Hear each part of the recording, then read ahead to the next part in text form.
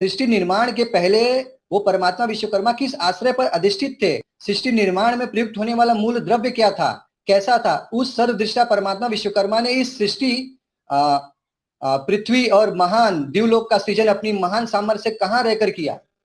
यह प्रश्न ऋग्वेद में पूछा गया और उसके अगले मंत्र में इसका उत्तर है कि वो परमात्मा का क्या नाम है। क्योंकि ये प्रश्न में सीधे सीधे यतो भूमि जनयन विश्वकर्मा अर्थात ऋग्वेद के 10वें मंडल के सूक्त 81वें का दूसरे मंत्र में यह प्रश्न पूछा गया है कि विश्वकर्मा ने सृष्टि की उत्पत्ति कैसे की, क्या हुआ?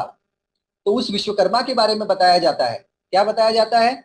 बहुत ही ये मंत्र बहुत वैदिक कर्मकांडों में और वैदिक यज्ञों में और पूजन विवाहों में प्रमुख मंत्र है। ये मैं तो कहता हूं ये विश्व सनातन वैदिक हिंदू धर्म में या वैदिक शास्त्रों में एक सर्वोच्च मंत्र माना जाता है, क्योंकि इस मंत्र की भव्यता और दिव्यता इसके अर्थों से स्पष्ट होती है।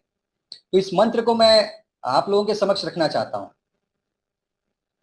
ओम, और मैं सभी से जो भी लाइव पे जुड़े हैं, मैं इस मंत्र को हाथ जोड़कर मैं वंदन करता हूं। ओम विश्वचक्षुरुत विश्वतो मुखो विश्वतो बाहुरत विश्वतस्पात् संबाहुभ्याम दमति संपद्यावा भूमि जनयन देव एक। अर्थात ये मंत्र 10वां मंडल के सूक्त 81वें, ऋग्वेद के 10वां मंडल के सूक्त 81वें या तीसरा मंत्र है। क्या है इसका अर्थ? यानी जो विश्वकर्मा परमात्मा की आंखें सर्वत्र हैं, यानी हर जगह उनकी आंखें हैं, सब और उनके मुख हैं। उस अनंत कोटि ब्रह्मांड नायक के विश्वकर्मा जी के सब और उनके मुख हैं, सब और उनकी आंखें हैं, सब और उनकी भुजाएं हैं, सब और उनके चरण हैं।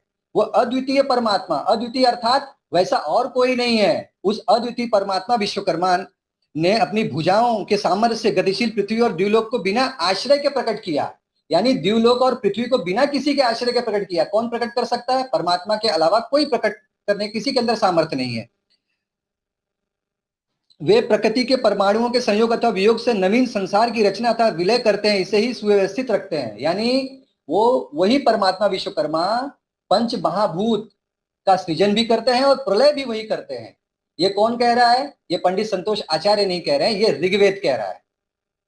और यही विश्वकर्मा सूक्त इसे कहा जाता है। ऋग्वेद के 10वां मंडल 81वें 82वें यही सूक्त यजुर्वेद में भी है, कुछ मामूली फेरबदल के साथ साथ। तो आप लोग इसको सत्यापित कर सकते हैं।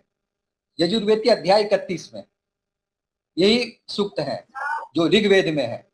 वैसे परमात्मा विश्वकर्मा की महिमा का गान ऋग्वेद, यजुर्वेद, सामवेद, अथर्ववेद सभी वेद करते हैं। समस्त पुराण